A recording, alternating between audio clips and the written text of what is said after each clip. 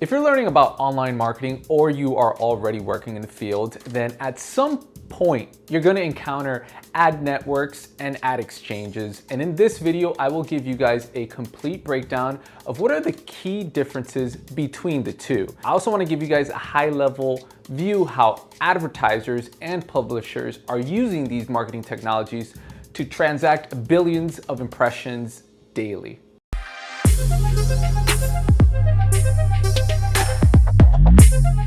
Welcome back to Marketing Hustle, where we simplify marketing so that you can grow your digital influence and your business. My name is Zaryn, and on this channel, we break down marketing strategies, digital hacks, and I even share with you guys business insights that I've gleaned in my career from freelancing to corporate advertising.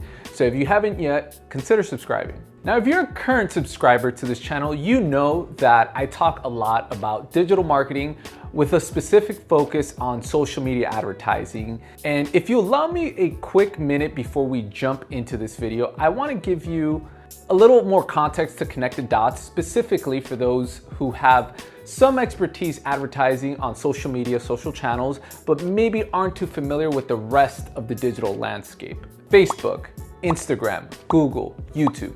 Tell me, what do all of these platforms have in common? Now, they are all digital platforms that advertisers use to reach their audiences, but social media networks fundamentally works differently than search and display networks like YouTube and Google. For example, on Facebook, when I'm buying ads, they are all being shown to users who are actively on the Facebook platform, whether it's the website or within the app.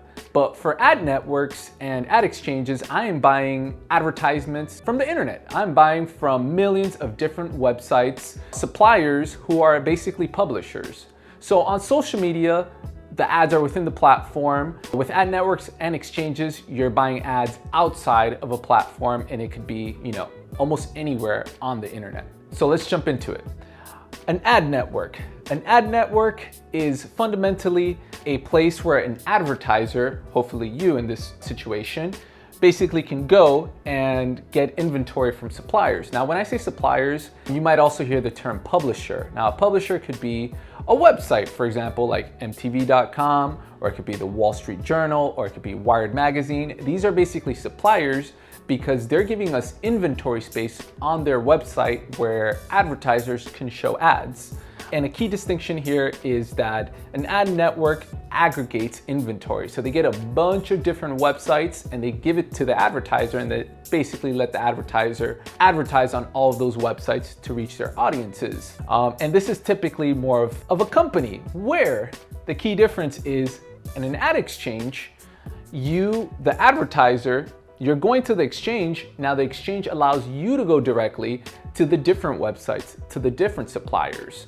And the good thing about this is now you have transparency, because with an ad network, you're essentially paying the network a markup. So they might, for example, have paid $10,000 to get these impressions, these ads, and they might sell it to you for $13,000.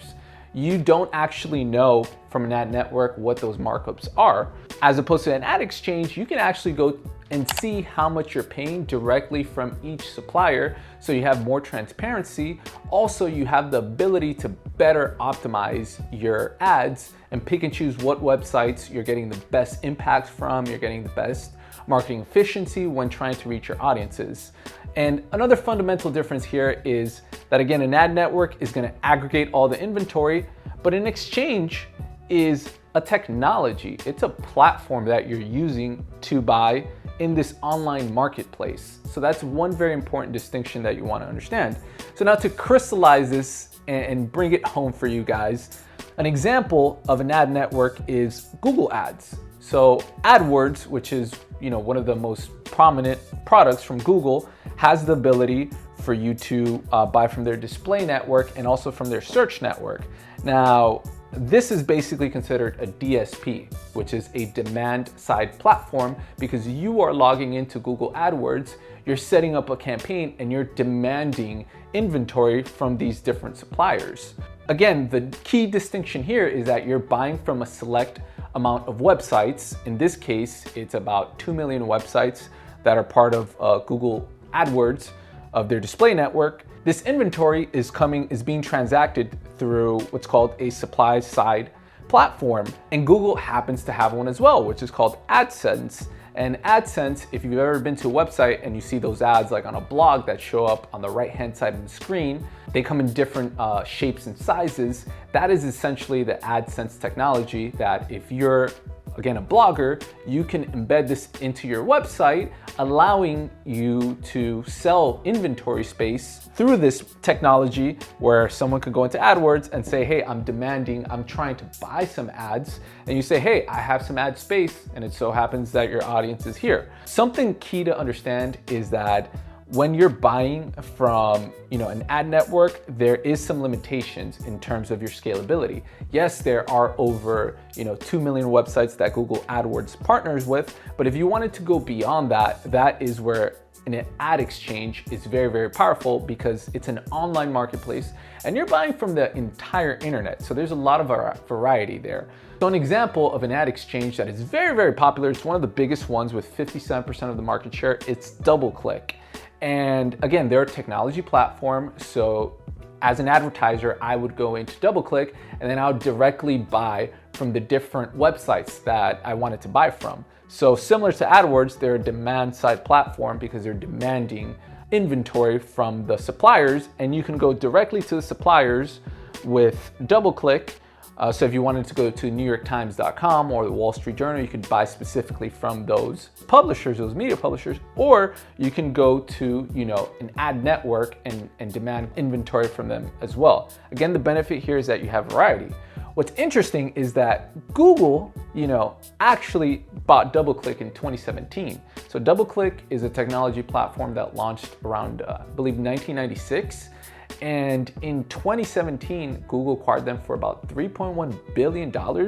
So it's safe to say that they're really dominating the space, especially considering that Google search, just in the United States, to give you an example, 90% of the searches approximately happen on some Google related platform, whether it's Google.com, YouTube.com, which is the second largest search engine, or Google Maps, for example. So they have a very powerful presence in this field. So there you have it, the main difference between an ad network and an ad exchange. From a network, you do have some limitations, but if you're new to online marketing, this is a great place to start. It's very self-serve. It's a lot easier to do things. If you're a more sophisticated advertiser and you have larger budgets, then you might want to consider the ad exchange. Either way, you're going to pay for these things, whether it's paying an ad network a markup or having to, use the technology and pay for the technology platform. More or less on average, you can expect to pay anywhere between 6 to 12% of your advertising spend for the technology partner when you're buying inventory online. So again, if you're new to the world of digital advertising, you might want to start with ad networks that make things very easy. If you're more sophisticated and you're looking to scale with big budgets, hundreds of thousands, millions in digital investment, then that's where you want to consider an ad exchange. And it's very common for an advertiser to have multiple demand side platforms like DoubleClick. There's other ones as well, like the Rubicon Project is one, Criteo is one that's pretty popular for video. So yeah, I hope this gave you a very good overview of what the digital advertising landscape looks like outside of social media. Most of these videos I post here are talking about Facebook ads, LinkedIn, Instagram.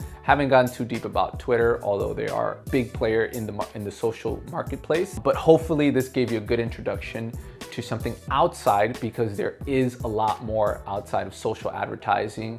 There's display, there's video, there's search, and it's definitely worthwhile learning and continuing to invest in your digital fluency.